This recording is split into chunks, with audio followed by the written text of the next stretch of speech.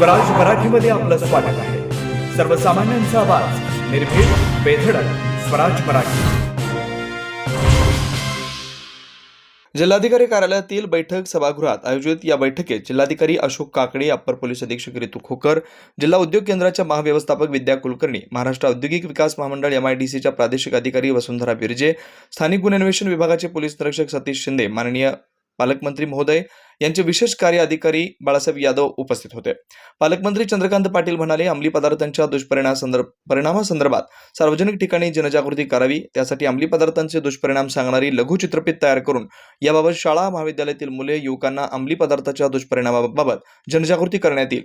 जिल्ह्यातील सर्व औद्योगिक क्षेत्रातील बंद कारखाने तपासणी मोहीम तातडीने पूर्ण करावी. जे उद्योग बंद आहेत, ज्या उद्योगासाठी परवाना घेतलाय तो उद्योगच तिथं सुरू आहे का याची तपासणी करून विहित नियमानुसार कारवाई करावी. कारवाई करण्यासंदर्भात काही अडचण येत असेल तर संबंधित विभागास कायद्यात सुधारणा करण्याबाबत कळवावं. सांगली, मिरज शहरातील CCTV कॅमेरे सुस्थितीत आहेत का याची तपासणी करावी. त्याच्या दुरुस्तीसाठी व अनुषंगिक कामासाठी अंदाजपत्रक तयार करावं, जेणेकरून त्यासाठी जिल्हा नियोजनमधून निधी देण्यात येईल, असं सांगून पालकमंत्री चंद्रकांत पाटील म्हणाले, शाळा कॉलेजच्या 100 मीटर परिसरात तंबाखूजन्य पदार्थ विक्री करण्यावर बंदी आहे. याबाबत महानगरपालिका, नगरपालिका व संबंधितांनी तपासणीसाठी आवश्यक कारवाई करावी. विटा येथील पत्रकारांवर मारहाण झालेल्या प्रकरणी 4 आरोपींना अटक करण्यात आली आहे, असं सांगून संबंधितांवर MPDA लावण्यासाठी आवश्यक कागदपत्रांची पूर्तता करण्याची कारवाई सुरू असल्याचं त्यांनी यावेळी सांगितलं. यावेळी पालकमंत्री चंद्रकांत पाटील यांनी गेल्या आठवड्याभरात घडलेल्या घटना, त्या अनुषंगाने केलेल्या कारवाईचा आढावा घेतला. पोलीस निरीक्षक सतीश शिंदे यांनी याबाबत सविस्तर माहिती दिली.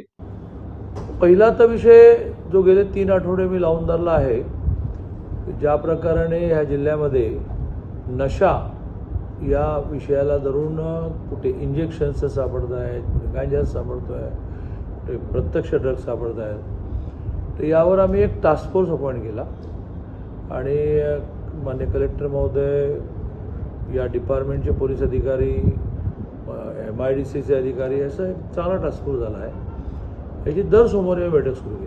आजही बैठक झाली, आढावा झाला. गेल्या आठवड्यात पुन्हा गांजा पकडण्यामध्ये डिपार्टमेंट यशस्वी झालं आहे.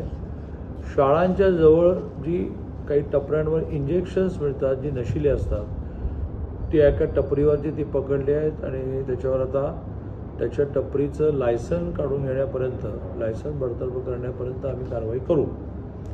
त्यामुळे नशा, ड्रग्ज या विषयामध्ये डिपार्टमेंट, प्रशासन खूपच कठोर भूमिका घेते आहे.